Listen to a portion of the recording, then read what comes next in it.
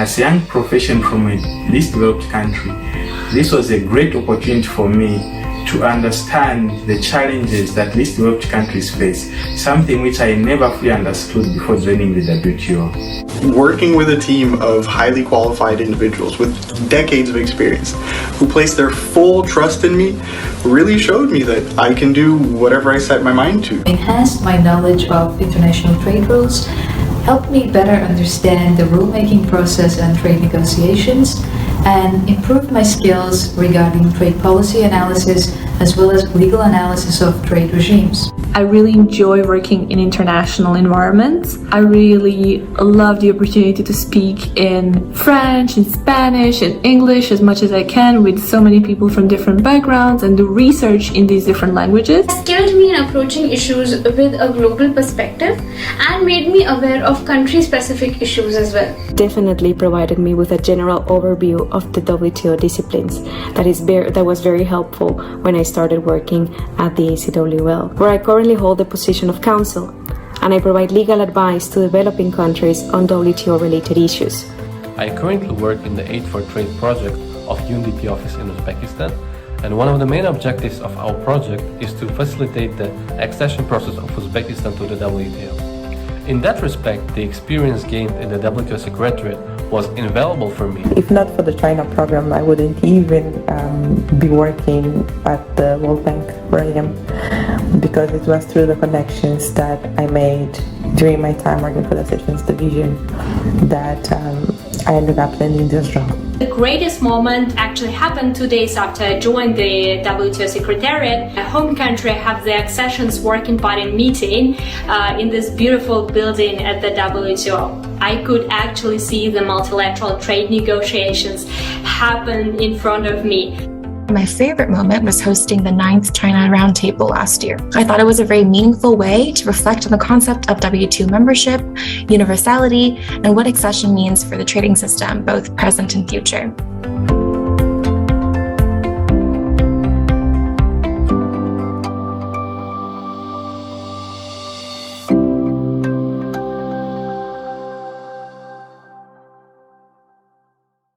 Excellencies, colleagues and friends, ladies and gentlemen, welcome to this high-level session to celebrate the 10 years of capacity building and the China program. I'm Xiangchen Zhang, Deputy Director General of the WTO. It's my pleasure to be the moderator for this session. The video we have just watched made a very comprehensive introduction about the China program, so I will not further elaborate on it, but please allow me to highlight the following point. The WTO has been playing a major role in operating global trade rules, helping developing countries to build their trade capacity, negotiating new agreements to further open markets, and settling disputes on national trade policies. Obtaining WTO membership enables an economy to benefit from this rule-based system. It is because of this reason that WTO membership has been growing steadily in the past quarter century, and the continuing interest have been indicated by different economies to join the organization. Since 1995, 36 economies have successfully joined the WTO, and 23 are currently in the process. Each of these applications is a vote of confidence in the multilateral trading system. However, the WTO accession is not an easy journey. It requires profound advocacy and reforms at home and hard negotiations with existing WTO members. The process can be very long, complex, and difficult. This China Roundtable has been serving as an important annual platform for dialogue on WTO accessions. Several economies have obtained their membership since then, and some additional accessions have started. To celebrate the 10th anniversary of the program, we are organizing this year's roundtable with the focus on assessing the impact of the program on LDC accessions and defining its future directions. In this opening session, we are very honored to have remarks by a distinguished high-level panel. WTO DG Dr. Ngozi, Mr. Wang Wentao, Commerce Minister of China, Mr. Jada Compound, Minister of Commerce from the LDC coordinator chart, and Her Excellency,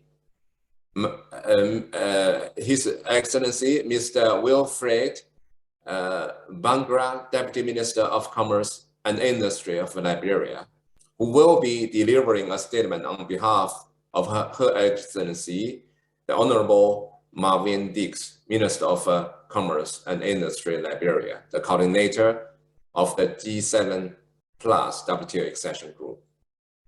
First, I would like to invite Dr. Ngozi, Director General of the WTO and staunch supporter of LDCs, to share her insights on the key achievements of the program and her reflections on LDC accessions.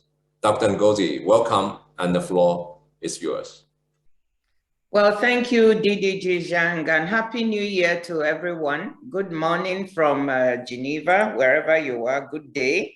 It was really refreshing to see the video with all the young people just saying what this program has done for them. So, Excellencies, ladies and gentlemen, welcome. We're here to mark a very important occasion, an exciting one, the 10th anniversary of China's least developed countries and accessions program, which we call the China program.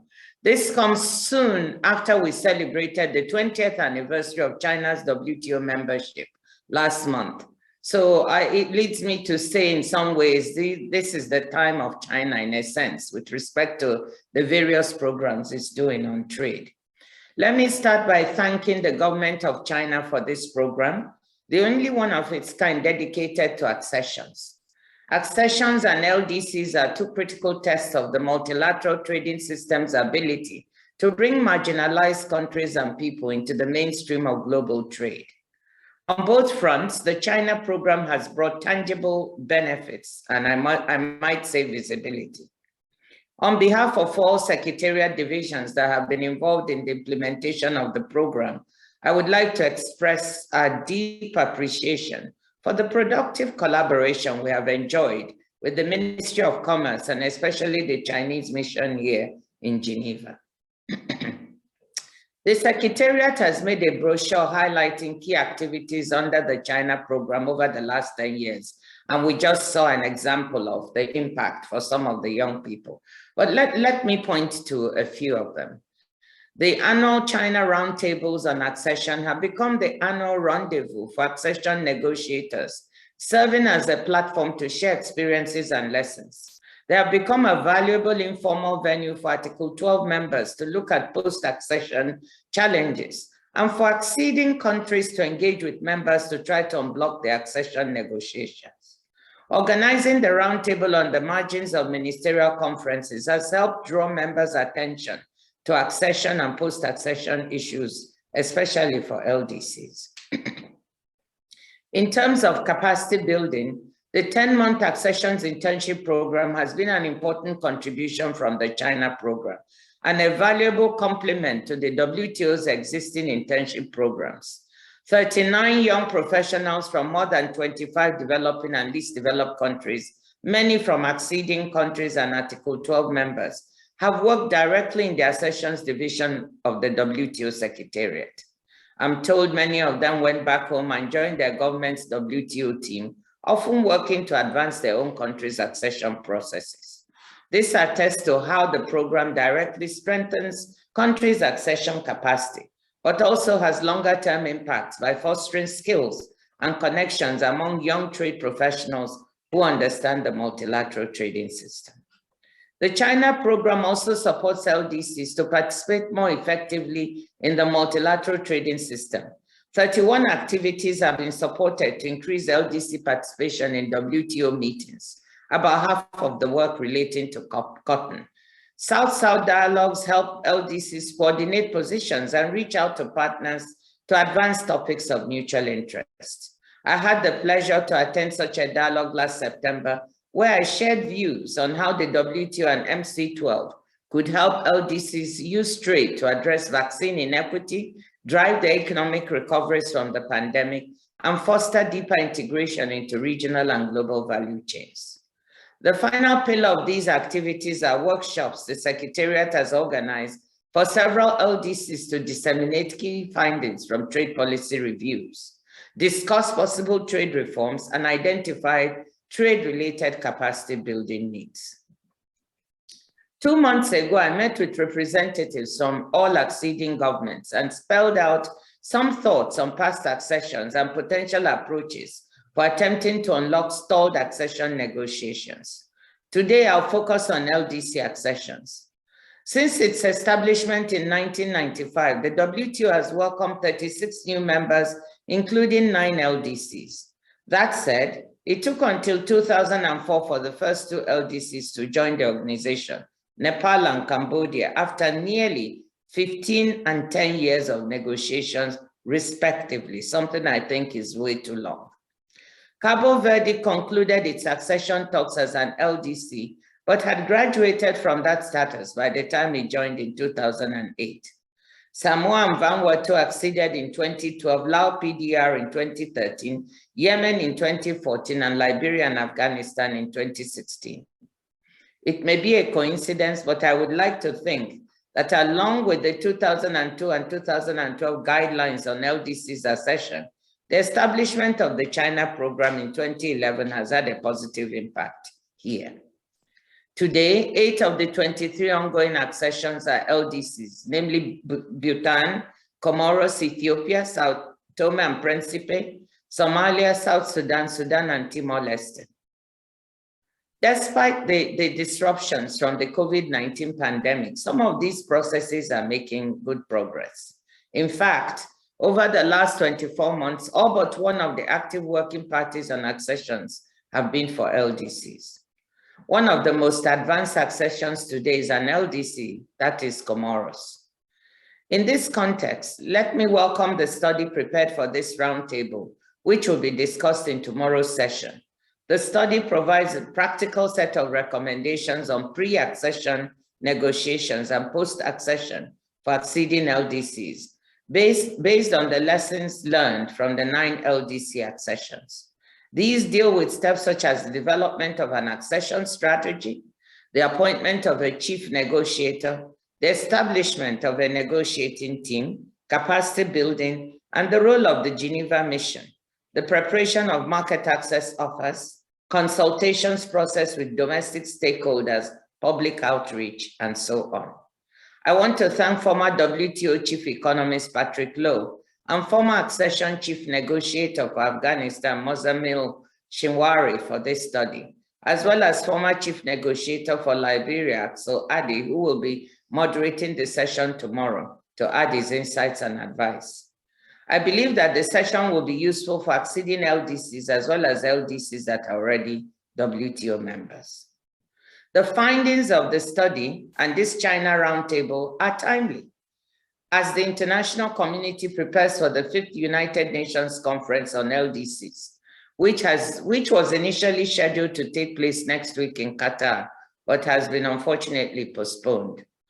The outcomes of the discussions of this event will also serve as inputs to my first annual report on WTO accessions, which I'll present to the General Council next month. Looking ahead, the accession of Comoros can hopefully be finalized this year. Other LDC accessions will demand more concerted efforts, domestically and internationally, backed by capacity support to use the process to drive economic reforms and promote peace and stability. This is particularly relevant for the 11 fragile and conflict-affected countries in the current accession list, and many of them are LDCs. The report issued by the World Bank last week warned that while the world economy will be on a post-COVID recovery path starting this year, output among fragile, conflict-affected states will be 7.5 to 8.5% below its pre-pandemic level. This is concerning. In closing, I want to commend the G7+, the G7 plus WTO accessions group of fragile and conflict-affected LDCs, for bringing peace, the fundamental reason for the creation of the multilateral trading system, back into the trade debate. I believe that the group's efforts in bringing the special challenges faced by fragile and conflict-affected states to the attention of the WTO membership will contribute to a more inclusive multilateral trading system. Let me stop here and simply say that I look forward to this roundtable and to the discussion. Thank you. Back to you, Didi Jijian. Thank you, Dr. Ngozi. I think we are all inspired by your insights and passion, and we are confident that under your capable leadership and the personal involvement, the process of accessions will be shortened considerably, especially for LDC. Thank you very much. Now we are going to hear a video message from Mr. Wang Wentao, the Minister of Commerce of China.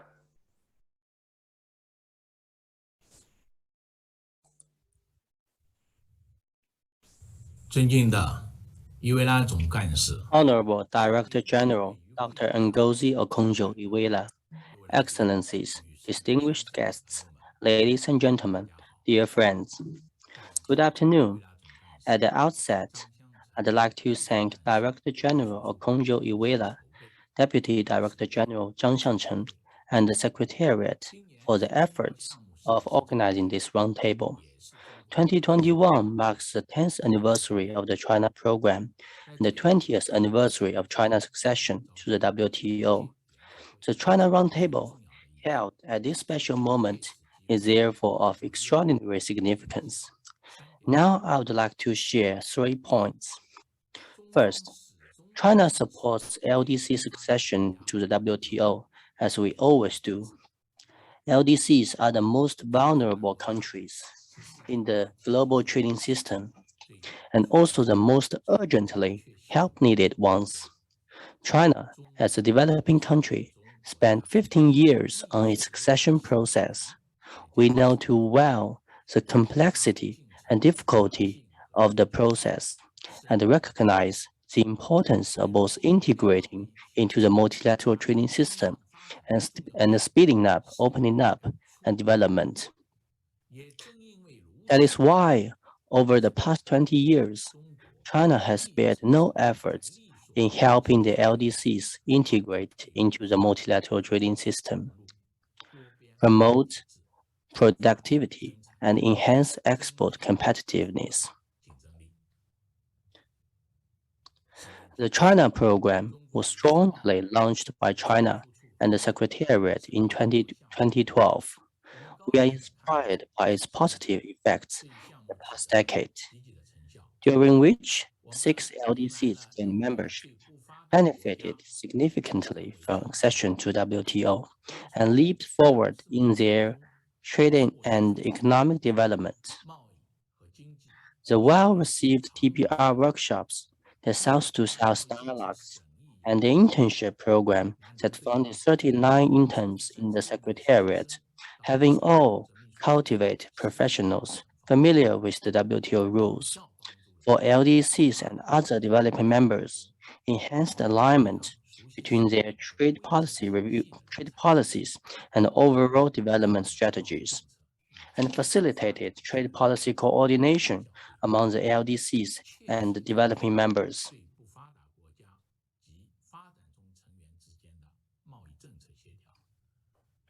Second, China has been sharing the benefits of its own development with the LDCs.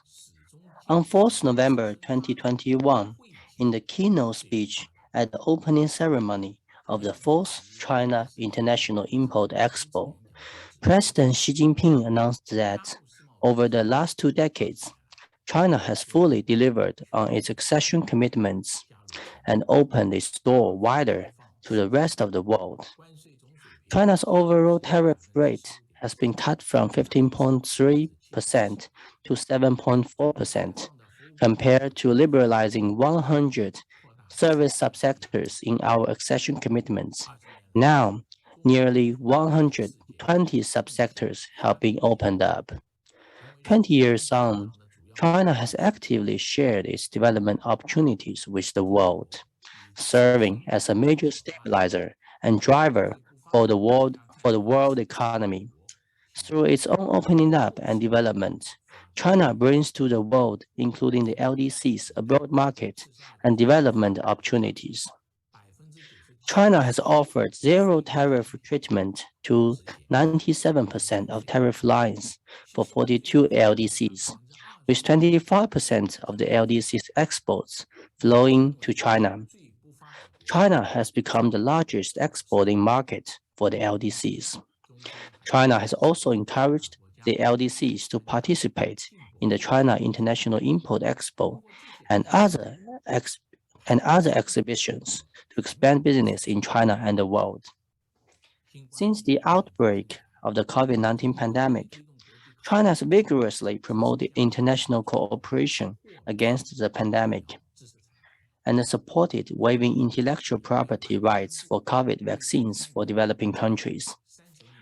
China has announced that it will strive to provide $3 billion in the next 3 years to support COVID-19 response and economic and social recovery in other developing countries. China is honoring its commitments and fulfilling its responsibilities with concrete actions. Third, China will stay committed to South-to-South cooperation within the framework of the multilateral trading system. At the UN General Assembly in September 2021, President Xi Jinping proposed a global development initiative calling for efforts to build a global community of development with a shared future and steer global development toward a new stage of balanced, coordinated, and inclusive growth. Such a proposal is of great significance in speeding up the implementation of UN 2030 Agenda for Sustainable Development. As we speak, the pandemic is still sprawling across the world, resulting in a wider gap between the South and the North and mounting risks of a greater digital divide. Developing members, LDCs in particular, are confronted with graver challenges. China stands ready to work with all parties on the China program to support developing members, especially the LDCs, in pursuing greater economic resilience and recovery. Take concrete actions to implement the Global Development Initiative and build a global community of development with a shared future. China will continue to support capacity building. China will enhance cooperation with the Secretariat for a greater role of the China program in helping developing members, LDCs in particular, accede to the WTO and integrate into global economy. China stands ready to work with all parties to accelerate LDC's accession process. China calls on all parties to genuinely carry out the General Council's decision to facilitate and accelerate the accession process of the LDCs and to pragmatically promote LDC's early accession. China looks forward to positive outcomes of the MC12. We would like to work with other members to reach greater consensus on LDC succession and development agenda. We expect a more open, inclusive, and beneficial for all multilateral trading system for win-win results and common development.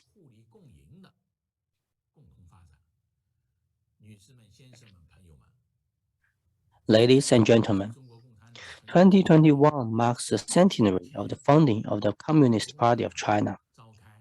The recent sixth plenary session of the 19th Central Committee of the Communist Party of China reviewed the party's major achievements and the historical experience over the past century, and clearly pointed out that we must choose openness over seclusion and mutual benefits over zero-sum games, and stand on the right side of history and the side of human progress. China would like to join hands with all members to practice true multilateralism, uphold the multilateral trading system, with the WTO at its core, and support the inclusive development of the multilateral trading system so that the spring breeze of openness and development will bring warmth to every corner of the world. In closing, I wish this roundtable every success. Thank you. Thank Minister Wang Wentao for his video message. Our third speaker is Mr. Ali Dejada Kampat, Minister of Commerce and Industry of Chad. Chad is currently coordinating the LDC group in the WTO. The minister's remarks are also pre-recorded. Could our technician please play the video?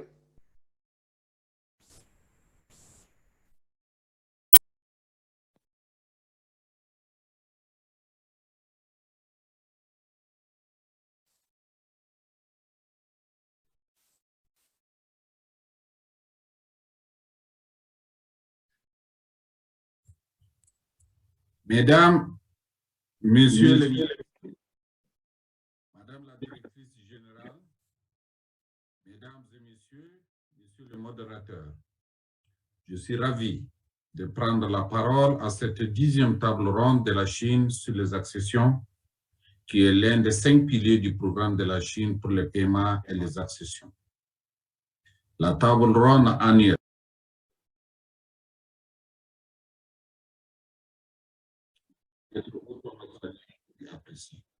Yes.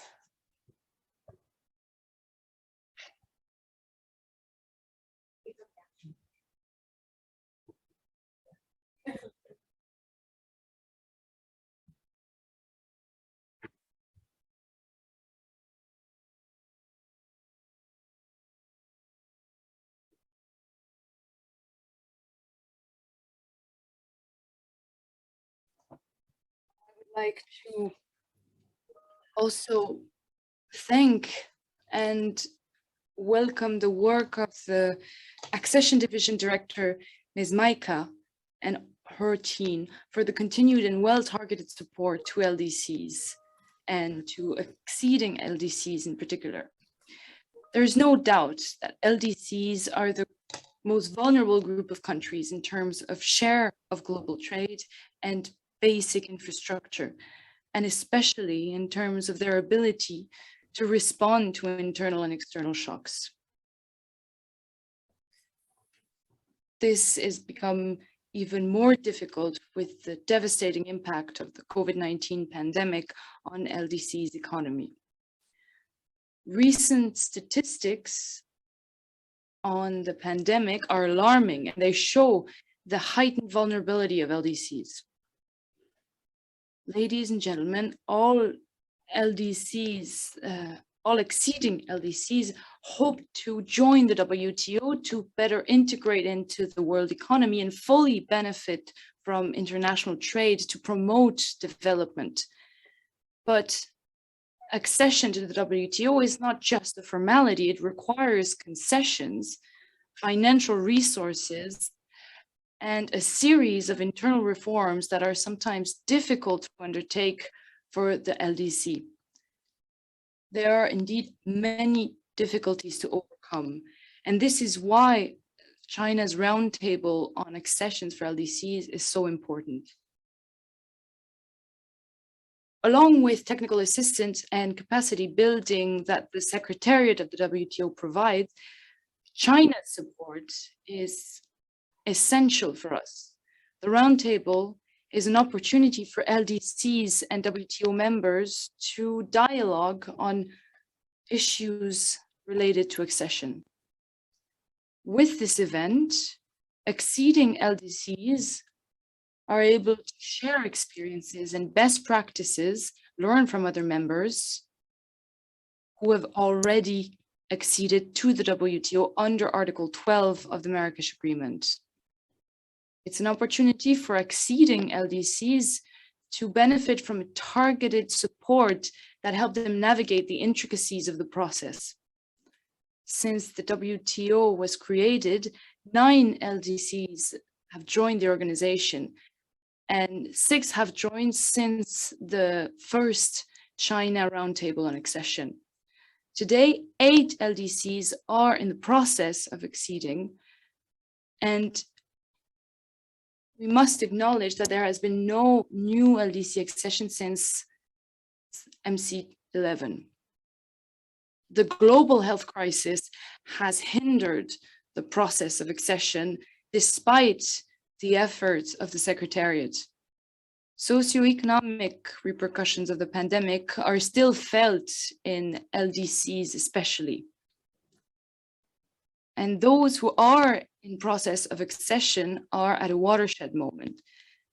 They need more support from China and other members of the WTO, who must show flexibility in negotiations. Ladies and gentlemen, the accession process is a catalyzer for governments to reform their economy and a pathway for a better future for their population. LDCs reiterate in the framework of negotiations for their accession that it is fundamental that members participating in these negotiations take the specific needs of LDCs into account on the institutional, structural, and financial front, as well as the human front. And this is why we call on members who are negotiating with LDCs for their accession process to be very understanding and refrain from demanding concessions and commitments that exceed what has been set out in the guidelines of 2002 for accession, LDC accessions, and set out in the Council General decision of 2012, Addendum 1. Especially in what regards average tariff bindings on goods and access to services market. Building on 10 years of China roundtables on accession and bearing in mind the impact of the pandemic, I would humbly call on our partners and all beneficiaries, especially LDCs, to reflect on pathways for improvements. This would help us look ahead and approach the next phase of China's support to acceding LDCs and to improve it where needed. Thank you. Thank you. I would like to thank the Minister of Chad for his video message.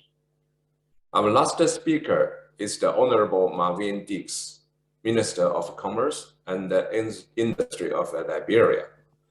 She is currently coordinating the G7 plus WTO accession groups together with Timor-Leste. The group was launched at the 11th WTO Ministerial Conference in December 2017, with the objective to facilitate the integration of fragile and conflict-affected states into the multilateral trading system through WTO accession.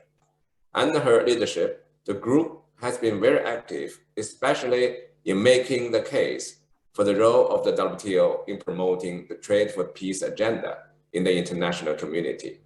The message will be read by her deputy on behalf of Minister Marvin Dix. Could the technician please play the video? DG Zhang, Minister is actually online. Minister, please go ahead. Didi Zhang, Minister Wang of China. Oh, excuse me. WTO Director General Ngozi Okonjo-Iweala. Good morning. Didi Zhang, Minister Wang of China, Minister Kampard of Chad, ministers and excellencies, distinguished guests, ladies and gentlemen. It is my great pleasure to participate in the high-level opening session of the 10th China Roundtable. At the outset, let me thank the government of China for its dedicated and consistent support provided to LDCs, especially acceding LDCs, through the China program. First as exceeding LDC and then as LDC member, Liberia has been a beneficiary of the support provided under the program, including the China Roundtables, which Liberia participated in since the first one in Beijing of 2012. The internship program, which has trained one of my staff of the Ministry of Commerce, and a series of post-accession activities to help Liberia implement its accession commitments, especially on notifications. This is my first China Roundtable, which I had hoped to join in person last November, but let me use this opportunity to convey the appreciation of the government of Liberia for all the valuable support provided during our accession and post-accession. As you know, Liberia joined the WTO in 2016 as one of the latest members. Our path to WTO membership was not easy. Liberia was acceded to the WTO not only as an LDC, but also as a fragile and conflict-affected state that got hit by the Ebola pandemic at the height of the accession negotiations after numerous years of civil war. For us, WTO membership meant a path to peace and stability, and it has definitely worked. But of course, there's no doubt that Liberia still faces many challenges at multiple fronts, including the current COVID-19 pandemic and its economic fallout. With this strong belief that WTO membership can work for peace, Liberia has been advocating for the Trade for Peace agenda within the WTO. Together with other fragile and conflict-affected LDCs in the G7 plus W2 accession group, which we are currently coordinating with Timor-Leste.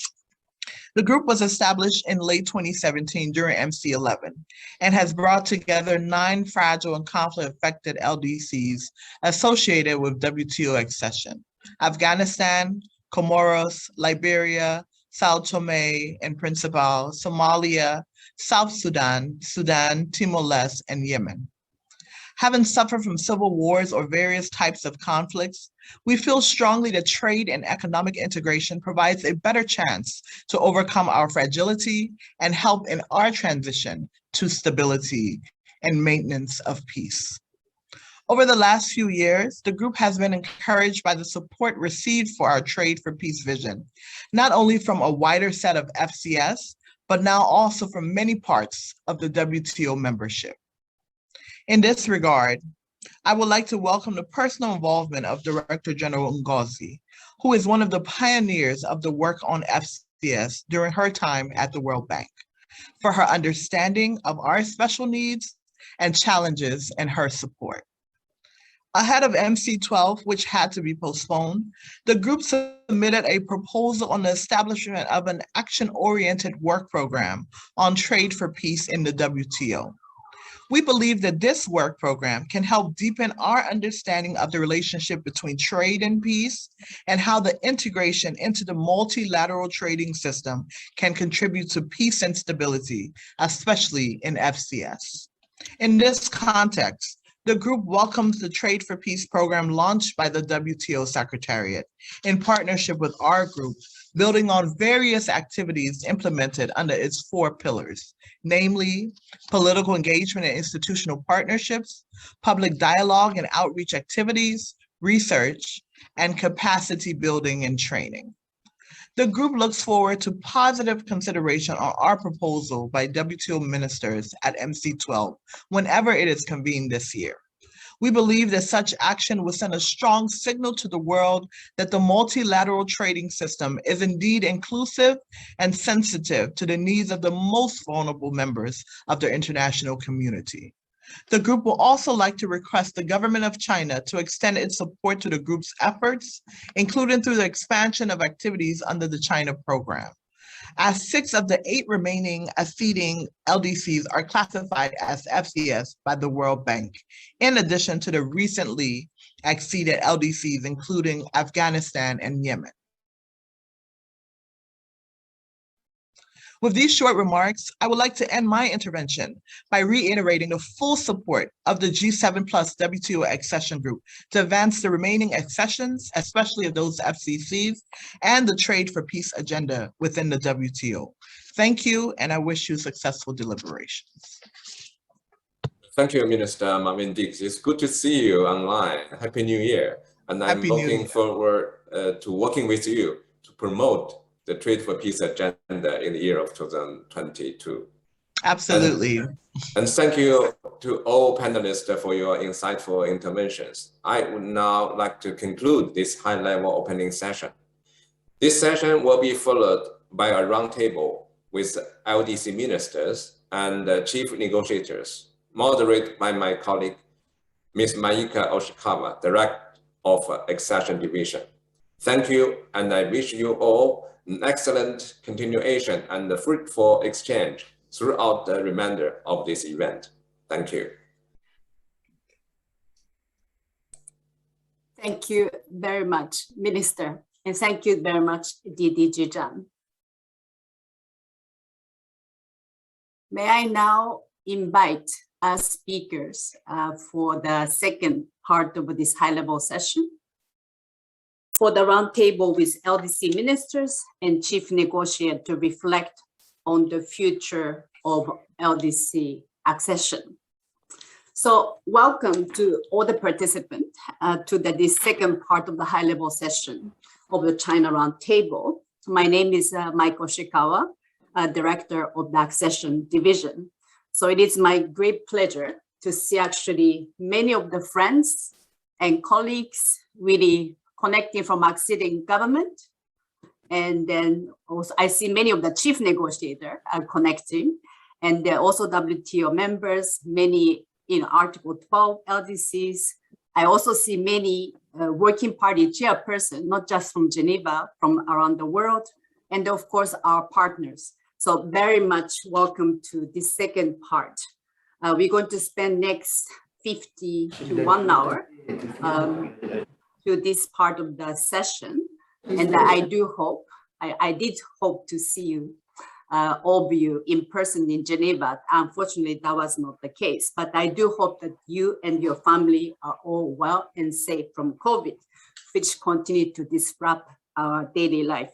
So we already heard from the fourth speaker, Director General, Minister of China, and Chad as LDC coordinator, and Minister of Liberia as a co-coordinator of WTO accession group, which I believe that set out really, good background for the next 3 days discussion, and they provided really basic information on, past accession and the ongoing accession. So I think this session, we will go straight into a really opportunity to hear directly from the LDC representative, starting with Comoros. I hope the Minister of Comoros is online. I saw him earlier. And of course, with Timor-Leste, which are currently two of the most active LDC accession. I would say actually all accession, very, very active, to share their challenges in accession process, since we have a both minister who also are chief negotiator. So Comoros has been in this accession process since 2008, and in the case of Timor-Leste since 2016. At their most recent working party meeting held just a few months ago, both LDC indicated their ambition to finalize their accession process this year in 2022. So I very much looking forward to see this happen. As I think previous speakers said, we have not had accession since 2016. And the last two were LDCs. So of course, I do like to see next one will be LDCs again. So with this, I would like, then after Comoros and Timor-Leste, we will turn into, LDC. If we joined the WTO before, Yemen and Laos, we also have a Cambodia to share their, membership experience, how they use accession process and the membership to promote economic development resilience. So with this, I would like to probably invite first His Excellency Mr. Mzee Abdul Mohamed Shamfio, Minister of Economy and Industry, and the Chief Negotiator of WTO accession for the Union of Comoros. Ministre, vous avez la parole. Merci bien, Madame la Présidente. Est-ce que le son passe très bien? C'est bon, je suis très bien connecté. Bien. Oui, vous entendez très bien. Excellence, Madame la Directrice Générale. Excellence, Mesdames et Messieurs les ministres. Excellence, Mesdames et Messieurs les ambassadeurs. Excellence, Monsieur le Directeur général adjoint de l'Organisation mondiale du commerce, honorable assistance, en vos rangs et qualités respectifs. Je voudrais tout d'abord, en ce début d'année 2022, vous présenter tous mes voeux, les meilleurs à vous tous, à vos familles et aux vôtres, et vous dire ensuite l'honneur, bien entendu, et le plaisir de prendre part à cette table ronde de haut niveau consacrée aux actions des pays les moins avancés. Après la table ronde que nous avons tenue le 13 janvier sur l'assistance technique après accession, donc une table ronde qui a été, nous pensons, très positive, avec un nombre important de participants et qui nous a surtout permis d'exprimer nos besoins en termes d'appui que le pays souhaiterait obtenir à son accession. Je voudrais ensuite saluer cet effort et renouveler le remerciement à la République populaire de Chine pour l'appui qu'elle apporte régulièrement à l'Union de Comores dans ce processus d'accession. L'Union de Comores fait partie, comme vous l'avez très bien souligné, Madame, catégorie des pays les moins avancés. Heureusement, nous ne sommes pas un pays. Et a pris la résolution d'engager le processus d'accession à l'OMC en 2016 à la faveur de l'élection du président Azali Assoumani. Cette volonté politique a été rappelée à plusieurs reprises à la directrice générale de l'OMC par le président Azali lui-même lors d'un entretien téléphonique, mais aussi à Glasgow. Madame la directrice générale l'a souligné tout à l'heure dans son intervention, le niveau bien avancé de notre processus d'accession. Donc, c'est une intervention qui nous réconforte et qui nous rassure de notre volonté de continuer ce processus tout en espérant conclure cette année 2022. De cette volonté politique exprimée et d'élan d'optimisme, la perspective d'une accession formelle au courant de cette année 2022 nous semble très réaliste en vue des progrès réalisés par le pays grâce à ces investissements, mais grâce aussi à l'assistance technique qu'il a bénéficié de l'ensemble de ses partenaires, notamment le secrétariat de l'OMC, le programme cadre intégré, la Banque mondiale, le Sultanat d'Oman et la République populaire de Chine. In the name of the government of Comoros, I'd like to express our thanks to our partners. And I'll also take this opportunity to reiterate our thanks to all countries and organizations that have already concluded negotiations and bilateral exchanges with our country, including Canada, the European Union, Oman, China, Brazil, and Japan.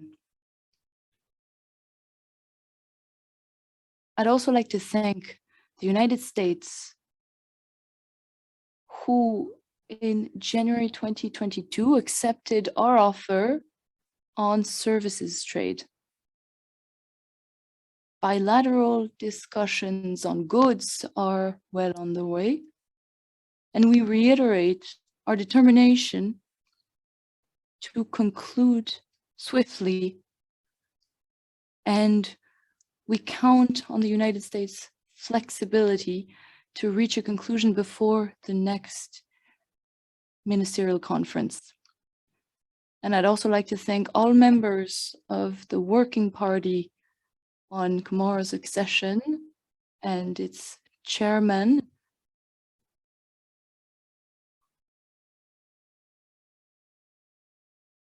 We thank them and acknowledge the quality of their efforts to help our country become a member. And I'm certain that with this new chairman, we will manage to conclude the formal process this year.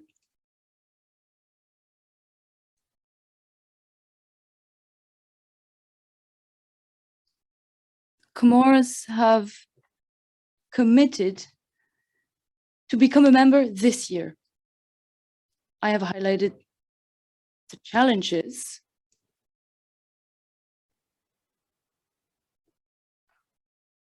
No new accessions have been registered since 2016. This shows how difficult the process is. In 2016, the Liberia, for instance, became a member. We call on members of the WTO to fully implement the 2022 guidelines on LDC accessions. These guidelines were renewed and reviewed in 2012 to speed up the accession of LDCs.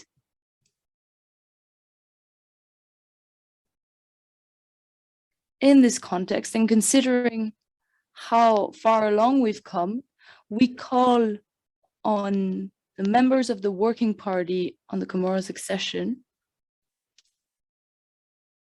to do their utmost to help our country come to the end of this process and help us become a member of the WTO this year.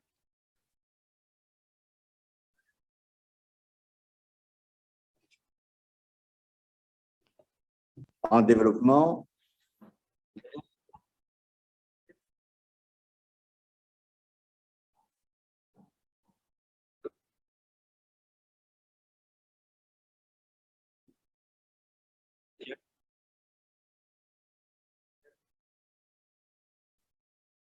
Apologies from the interpreters, and once again, it's not possible to provide interpretation.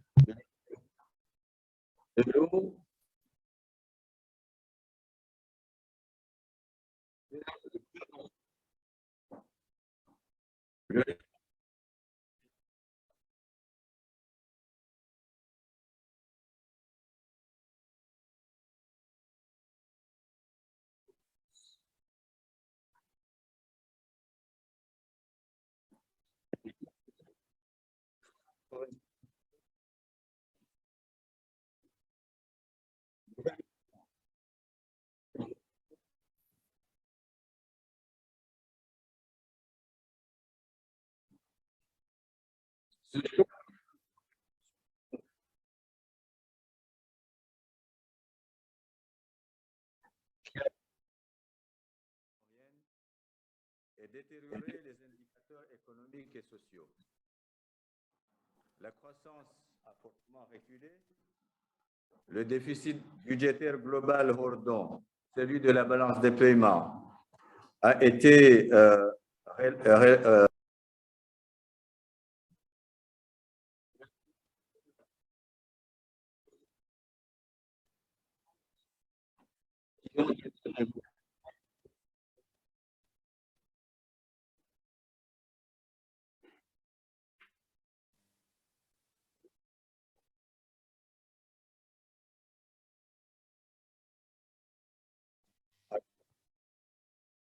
la logistique, du transport international et les ajustements de prix consécutifs à la pression sur la demande.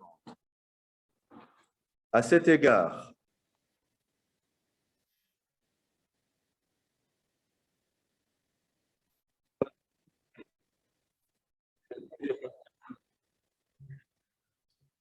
Contribution of trade to recovery has been affected by the disruptions in the supply chain and the costs of transport.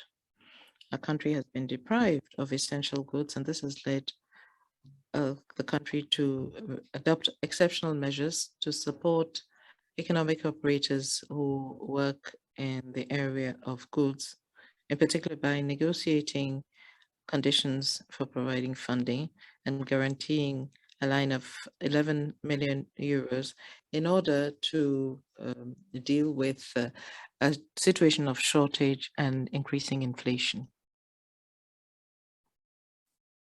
These two external shocks, the cyclone and the pandemic, have highlighted the fragility of the situation of Comoros and the need for reform, accompanied with technical and financial support, in order to help us to adapt to these exogenous climate shocks as well as food shortages. Comoro is faced with immense challenges to ensure economic recovery, attract foreign direct investment, and integrate into the world economy. Faced with these challenges, in 2019, the government adopted a development plan, which is now the reference with regard to development. The program focuses on sustainable development and emergence for Comoros by 2030. It also integrates the African Union 2060 program. This development program was presented to Comoros development partners in Paris in 2019 with the support of the UN Development Program, the World Bank, and France. The development plan was warmly welcomed by our partners, and our partners promised to provide financial support as well as technical support through training, capacity building, and to ensure the implementation of this development plan.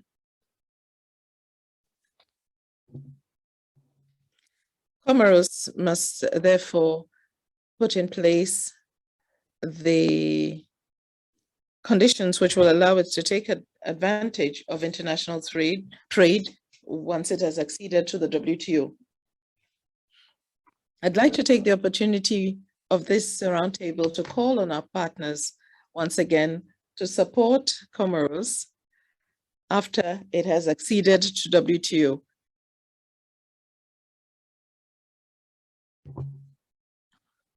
In particular, in the area of health policy, market access, trade facilitation analysis and needs assessments, and also to face the challenges of the food situation as a net food importer, to enable us to be resilient when we're faced with external shocks. We also need assistance with regard to a strategy for processing local goods for export, and also to deal with issues related to the digital divide, capacity building, institutional capacity building, and internal security. To conclude, I'd like to emphasize that after our hoped-for accession to the WTO this year, Comoros will continue to need its partners to help to face the difficulties of integration and to help us to draw the advantages of international trade in order to attain our development objectives. Thank you. Thank you very much, Minister, for your interventions, you highlighted political will, including from the president, to finish the accession process this year, and we are very much looking forward to that. And then also the support that the Comoros has received from our WTO members in concluding a negotiation, and I think we are getting there.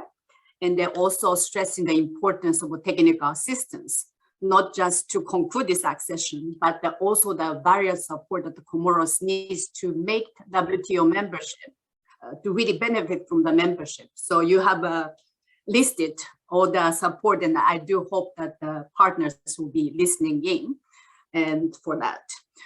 With this, I would now like to invite Minister Amaral, Coordinating Minister for Economic Affairs and the Chief Negotiator for WTO accession of Timor-Leste. And also my apology for the, I think, interpretation wasn't all fully provided for Comoros Minister's intervention. I do hope that this time all the sound will work. Minister Amaral, you have the floor, and it's a pleasure to see you.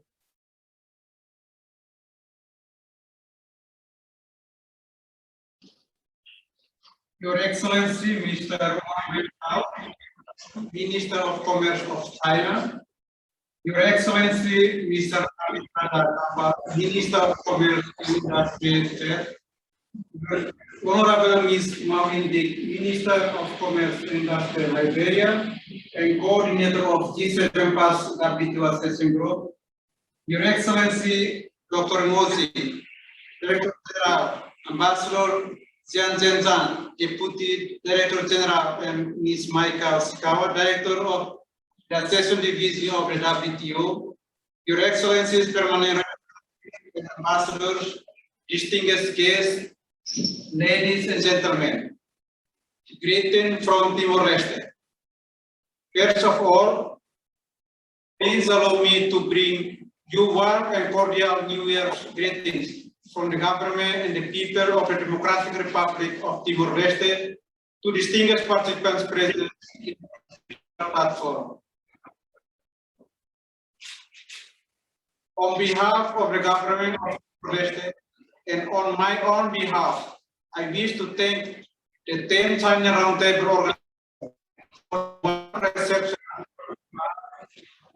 virtually in this important event. At the same time, I would like to congratulate the government of the Republic of China for your 10th anniversary of the China program. This initiative has been of the paramount importance for the success of many LDC countries, including the accession process to the WTO. Excellencies, ladies and gentlemen, overall, the accession process has enabled us to better facilitate, harmonize with the WTO rules and regulations. The main challenge that Timor-Leste faces and is still facing during this accession process include: one, the impact of global COVID-19 pandemic have delayed several government priorities due to compulsory lockdown, which include some of the technical preparation in line with our indicative roadmap for the accession process. Reform and improvement of institutional system are major challenges that contribute to some delays in Timor-Leste's WTO accession process. It's a priority to improve human resource capacity in strategic areas of trade, including policy, legal, economic, research, strategic analysis, institutional management, and specialized skills that are required in various fields.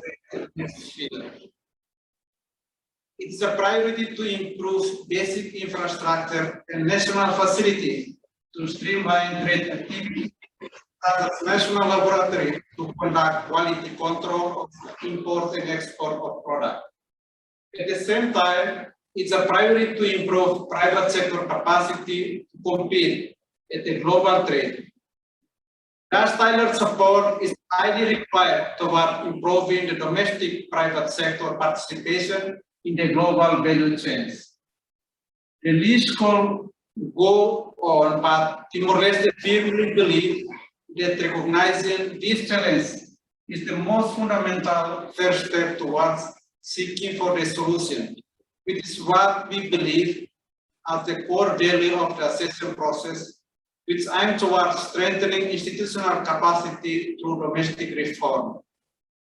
Excellencies, ladies and gentlemen, in response to this challenge, the government has developed several mechanisms to overcome them with our adequate capacity as an LDC. First, in spite of the COVID-19 restriction, my technical team has worked tirelessly to consolidate negotiations. Subsequently, we have managed to realize important party meetings within 1 year period.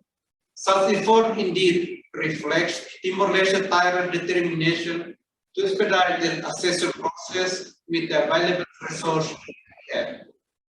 At the same time, in our effort to continue sustain the accession momentum, the government plans to establish a national secretariat for the WTO in the first half of this year to strengthen its coordination with the WTO Secretariat and to ensure the effective implementation of trade agreement after our membership.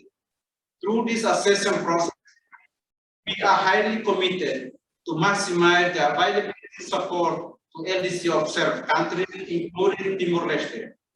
As our accession process intensifies, more tailored support will be required to expedite the necessary domestic reform in accordance with the WTO rules and regulations.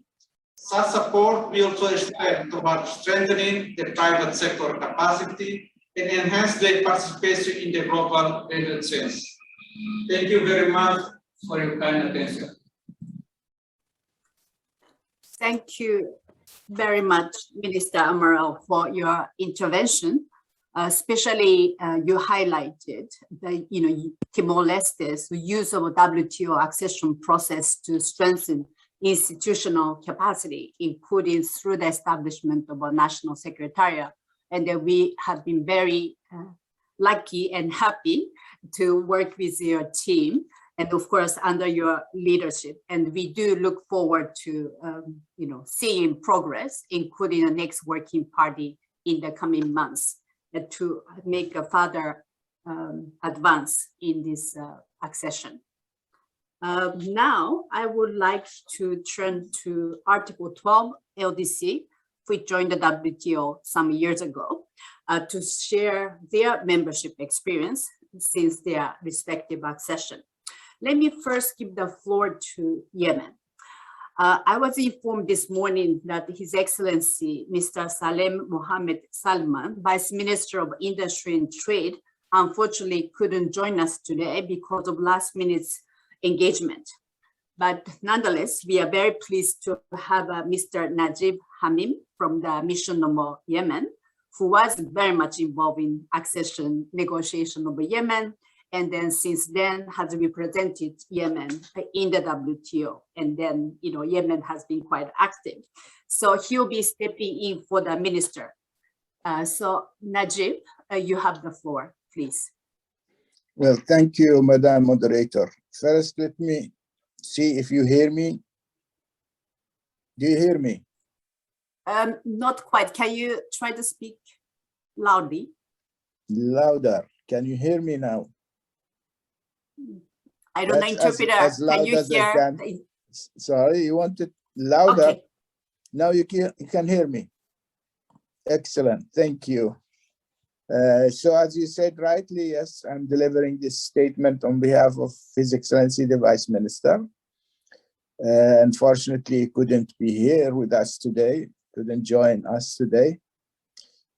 So in reference to the question that you posed in the agenda, we found it quite convenient to divide Yemen's experience into stages. The first one was when the WTO was established on the 1st of January 1995. At that time, the government of Yemen received many advices by several development partners, both international organizations and bilateral partners, to consider becoming a member of the new international organization. Before that date, actually, Yemen government reached an agreement with the IMF and the World Bank on a comprehensive structural adjustment program that was also commenced during the same year, 1995. It was known nationally as the Economic, Administrative, and Financial Reform Program. Therefore, the call for WTO accession was very much related to locking up results achieved by the reform program, as was the case actually in similar economies, especially LDCs, prior to their accession to the WTO, I should say. The government decision to accede to WTO, therefore, was very much intertwined within the reform process, the national reform process. The formal decision to join WTO was taken by the House of Representatives in June 1998. And the definite accession process started internally and externally in 2000, after the establishment of the Working Party on 17th of July. Now, accession negotiations process took almost 14 years, as you know, and linkage to the domestic reform process was clearly identified. The government utilized the accession process as a useful instrument to advance the national reform process. The repeated question that we were confronted with was whether to maintain the status quo or venture into new concessions and commitments for reform purposes in both trading goods and services, as well as other WTO-related aspects. The choice was clear, but came about with serious internal negotiations, and decisions were slow and sometimes very difficult to take in view of diverged different national stakeholders' interests. But at the end of the day, and by and large, the reform spirit prevailed and agreements were reached both bilaterally with 10 members on goods and 9 members on services, as well as on general agreement on all multilateral negotiated issues. The final 9th formal Working Party meeting on 26 September 2013 approved ad referendum Yemen's accession package. Later in the year, MC9 in Bali formally approved Yemen Protocol of Accession on 4th December, and Yemen became the 160 WTO member on 26 June 2014. Madam Chair, Yemen received a total of 1,162 questions, the second largest number received by any acceding LDC so far. 58 legislative instruments were involved and 28 commitment paragraphs were included in Yemen's Working Party report. Throughout the accession process, reforms were mostly achieved through responding to questions, enacting and amending laws and legislations, as well as action plans to complement this process during the post-accession phase. Now, if we move to the second part of the question, that is to say, what happened after Yemen's accession to WTO? Unfortunately, as we were preparing for membership and commitments implementation phase, an armed militia extremist group known as Houthis staged a coup on the legitimate government on 21st September 2014. That is slightly less than 3 months from accession date. The ominous coup immediately transformed into an open war on the Yemeni people and neighboring countries until this very day. As you may have followed the news, Houthis just launched an illegitimate aerial attack on the United Arab Emirates yesterday. Due to the Houthis coup, Yemen instantly entered fragile and conflict-affected state status, instead of being a celebrated, full-fledged WTO member. Therefore, the short answer to the second part of the question remains to be seen in the future, hopefully not long time from now. Nevertheless, we believe that Yemen's accession to the WTO and the associated reforms built in the process shall be beneficial in fostering future economic resilience. Once the Houthi war is terminated and Yemen return to its normal course of peace, stability, and development. I hope this brief is useful to all participants, and I'll be glad to answer any questions that they would like to raise. Thank you very much.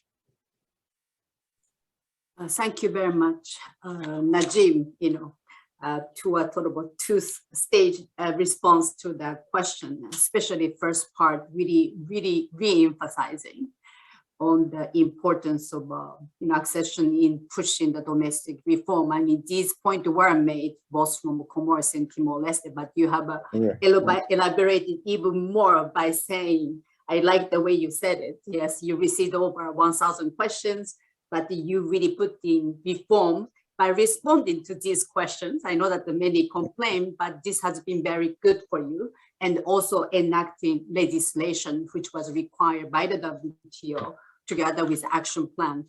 And as for the post-accession phase, yes, I think it was very unfortunate. What happened really was soon after your membership. And then, but I do hope that now we do have a Trade for Peace program, which is very much focusing on fragile conflict states such as Yemen, and you've been playing an important role there, so that this wider, broader approach to see how to use trade to promote peace could also make a contribution to the Yemen currently still going through difficulty. And then, I think we would like to see the WTO to being able to play a stability role as we go forward. Thank you very much.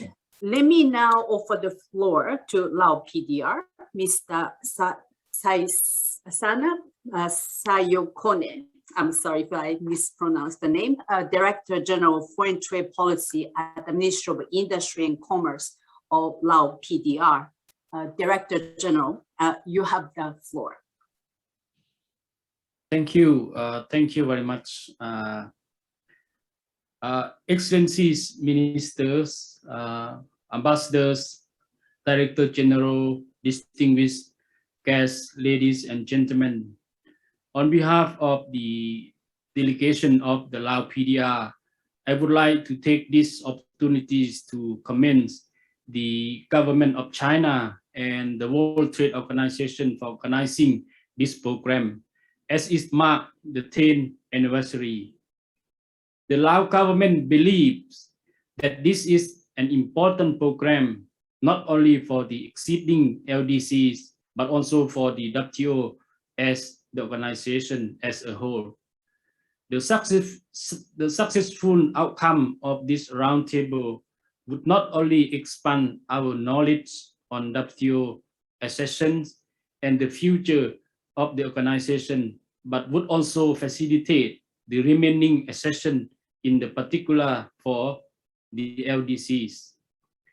The question of how LDCs could harness the WTO accession process and membership to foster economic resilience is believed to be a crucial one.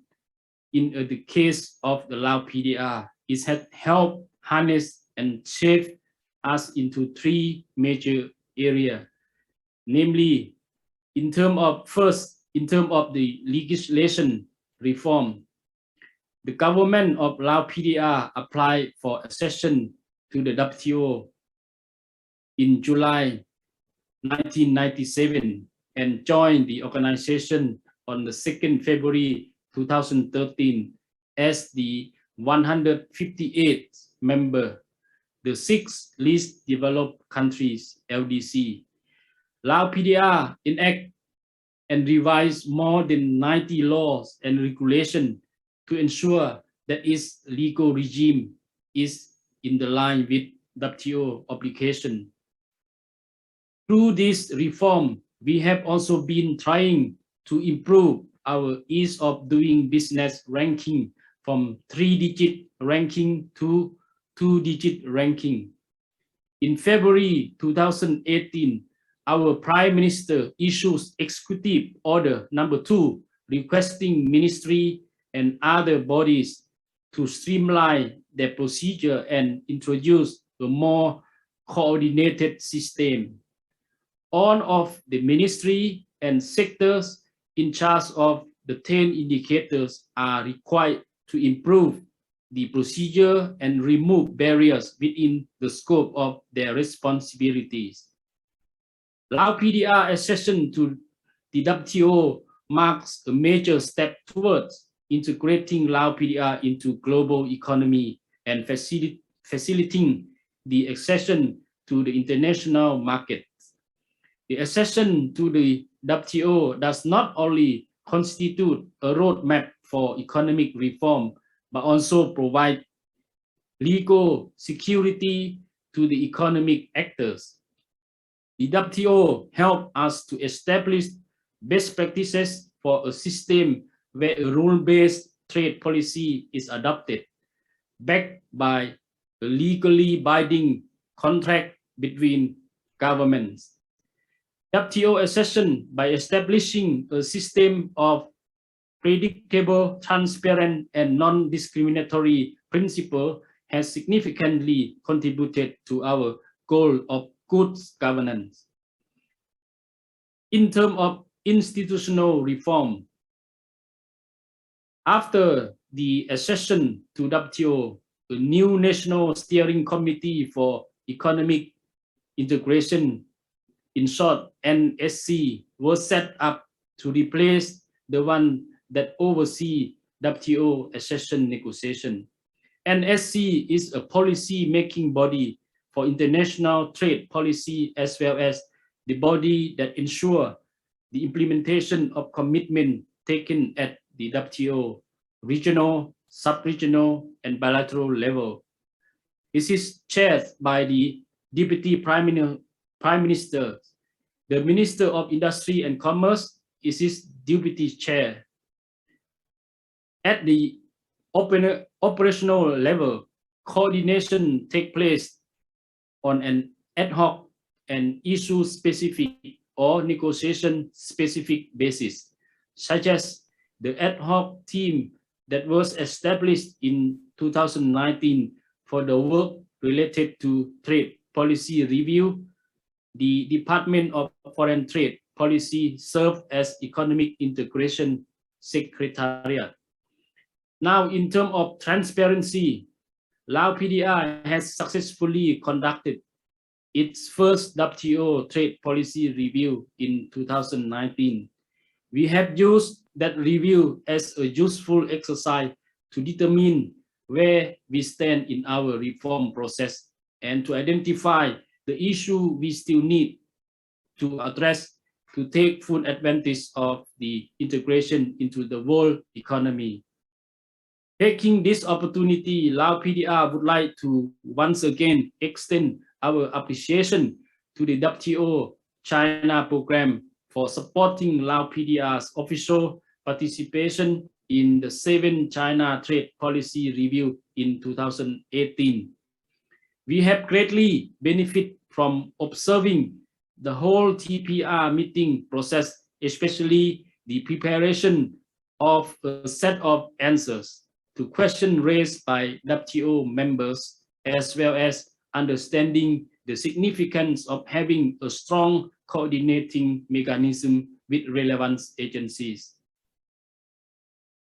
To enhance international transparency, we continue to regularly submit notification to WTO. For instance, industrial subsidies notification and agriculture domestic support table, as well as the draft legislation. In addition, from the experience of Lao PDR, the benefit of the harnessing the WTO accession process and membership to foster economic resilience through the said legislation reform, institutional setup, and the transparent improvement can be categorized into 3 areas, such as political benefit, social benefit, and also economic benefit. As for the political benefit, acceding to the WTO has allowed Lao PDR as an LDC and LLDC to have the same right and obligation on a non-discrimination basis in the global economy. Moreover, it has helped to raise the status of Lao PDR on the international stage and allow Lao PDR to actively participate in the creation of a more equitable international trade system. Being a responsible and active member of WTO also improve our capacity to protect trading rights and benefits. We believe that the greater policy certainty associated with the reduced risk of backsliding on the reform in the future engagement, more investment, and enhance even faster economic growth. In terms of social benefit, post-WTO accession has helped to attract both domestic and foreign investment to improve production and export capacity. It is believed to be the most significant supporting factor for restructuring the economy, labor, maintaining high economy growth, creating jobs, and increasing the income of the Lao people. We also realize that it is up to us to ensure through social policy that the benefit of development are shared by all members of our society. Now, in terms of economic benefit, upon Lao PDR's accession to the WTO, Lao PDR engaged all its efforts to comply with its commitment, whether by creating or amending the rule and regulation for transparency purpose, or to create a business conducive environment to attract foreign investors. It is believed that these efforts help to create trust in our trade and investment policy, as shown by the increased number of foreign multinational companies in Lao PDR, such as Coca-Cola, Nikon, Heineken, and Prudential, to be named as a few. On our 5th anniversary of the WTO accession in 2018, we have conducted a study which shown that it had major impact on socio-economic indicators, such as a positive growth in the number of foreign direct investment by 34% prior to the accession, an increase of 16.3% in trade in services, an increase of 11.8% in the employment rate, an increase of 5.2% in household income, and an increase of the GDP growth rate by 0.2%. In conclusion, these significant outcomes cannot be achieved automatically. They are due to the change in domestic law and regulation, implementing regulation relating to trade in order to comply with international commitments to avoid unnecessary trade barriers. Lao PDR aims to be a country of the rule of law, trust, creating a business-friendly environment that attract foreign investors by reducing the number of procedures in operating business, as well as simplifying the importance of export and imports of goods. WTO is a door to the international market. Lao PDR accession to the WTO with its reform of the domestic policy was the key to open the door to various opportunities and to address the threats of integrating into the world economy. We believe that only domestic reform and the adoption of best international practices will allow the Lao people to take full advantage of the opportunities the global market offers. Thereby, Lao PDR will create a favorable environment for Lao business to integrate into value chains for the benefit of a sustainable development of its economy and the well-being of its population. Thank you very much for your attention. Thank you. Thank you very much, Director General, for your very comprehensive presentation on I think the benefit, of Laos membership. Basically, you have Laos has built on all the legislative reform that Lao PDR has undertaken during the accession process to build on the international best practices, whether it's, to improve a business environment. And I think I also took note of a very serious commitment to the transparency, whether it's, TPR or order notification. These are not the easy obligation, especially for LDCs. But I'm very happy to hear that you're expanding all these notification obligation, and then where also I think the China program has assisted, especially in the TPR follow-up. So thank you very much for your comprehensive presentation. And now I would like to turn to Cambodia. Cambodia has volunteered to contribute to this conversation, and Cambodia is one of the first LDC to join the WTO in 2014 together with Nepal. So it is my pleasure to invite His Excellency Mr. Pich Vichik, Secretary of State of the Ministry of Commerce of Cambodia. Sir, you have the floor. Thank you, Madam Moderator Maika Oshikawa, Director of Accession Division of WTO. Excellencies, ladies and gentlemen, good evening from Phnom Penh, Cambodia. First and foremost, the accession to the WTO has provided tremendous benefits to Cambodia. We joined WTO in 2004, and since then we have achieved significant growth in terms of the economy, human capacity, and per capita earning. To put this in perspective, Cambodia GDP before accession in 2004 was about 5.3 billion US dollar, whereas in 2019, before the pandemic, it was 27 billion US dollar. During this period, Cambodia average economic growth rate was approximately 7% per year. This is a very clear example of benefit gained by being an LDC WTO member.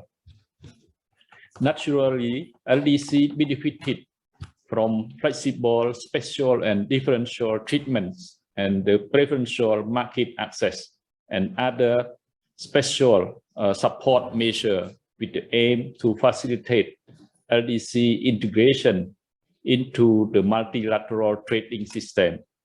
But to take the advantage of these supports and measures, we need to make internal assessment and diagnostic and take appropriate action to address the challenge that we identify. Those challenges may consist of the need to build trade-related hard and soft infrastructure, legal and regulatory framework, institutional and human capacity development, amongst others. In other words, accession to the WTO should be regarded as a golden opportunity for LDC to deliver concrete and pragmatic action when it comes to sectorial, institutional, and regulatory reforms, so as to establish a free market to ensure welfare of people, create an environment conducive for trade and investment, and above all, to obtain access to the global and regional markets. In this sense, attracting foreign direct investment is a very crucial to make full use of the preferential market access granted to LDC's member and to build up on the country's competitive advantages to develop the essential export base to bring jobs and incomes to the workers. To this end, a pro-business environment and investment climate and targeted incentives are very important, and so are greater promotion investment activity. Equally important is to look to diversify export products and markets as time goes on, so that we don't stagnate and to remain relevant in the ever-increasing competitiveness in the global market. We can diversify our core export products and services by branching out and developing other products and services. And we can also diversify in the established products and services by building value addition, backward linkages, progress toward industrialization and processing, as well as taking advantage of the advancement of the 4IR technologies and e-commerce and so on. Last but not least, we need to be prepared for the eventual graduation out of LDC status, in which we will face preferential erosion. Where we are negotiating for multilateral consensus on an extension period of for preferential market access and other support measures beyond the graduation date, we need to also prepare internally at the national level to ensure market access and make an appropriate structural transformation to remain competitive LDC post-graduation. With this note, before concluding my intervention, I wish you all the best and a happy New Year 2022. And I thank you for your attention. Thank you so much, Secretary of State, for your intervention. And it's very heartening to hear the impressive growth that Cambodia, have had after accession. I'm not saying that this was just because of accession, but accession had to set the foundation for, I think, Cambodia to take off economically, whether in attracting foreign direct investment or, looking to a need to diversify its export and get ready for LDC graduation. And then really you said it, structures transformation. And, the word that I really liked what you said was WTO membership it's a golden opportunity being offered to LDC for economic development. I'm mindful. Thank you very much for all the panelists, especially those from Asia. I know that you are probably 6 to 8 hours ahead of us. So thank you so much for intervening live and even despite the late hours. I'm conscious over time. We are already 15 minutes late. And I didn't really invite anybody to take the floor, although there were some requests. I'm also conscious that we still have about 2 more days to go. So what I would like to also ask those participants, like to ask any question, may want to, ask question from tomorrow.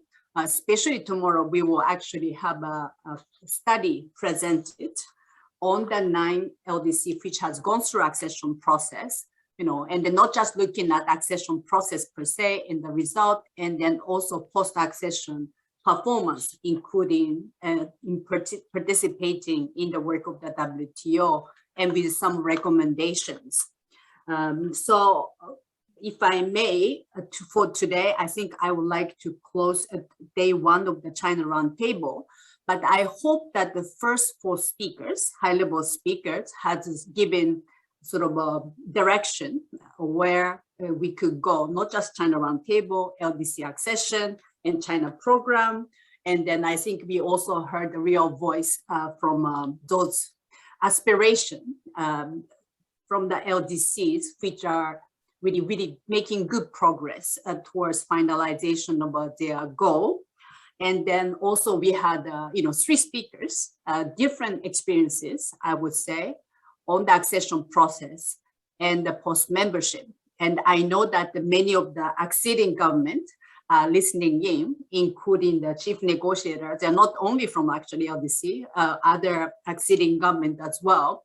So I do hope that today's session has, provided, food for thought, inspiration, and then maybe some of the best practices.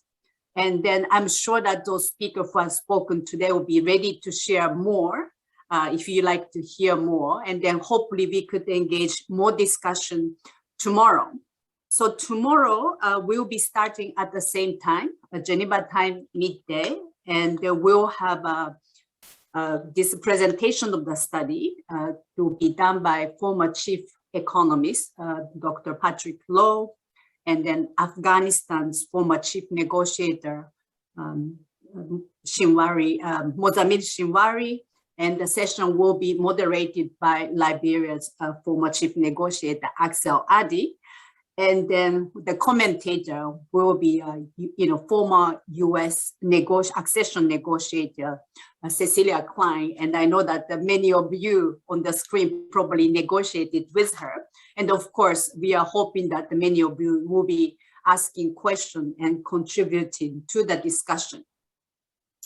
So I think for tomorrow's session, you will have to register separately. You cannot use the link from today. So please do register. And all I can say is really thank you very much for all the panelists and then all the participants from around the world for logging in despite of different hours. And I look forward to seeing you tomorrow. Thank you very much.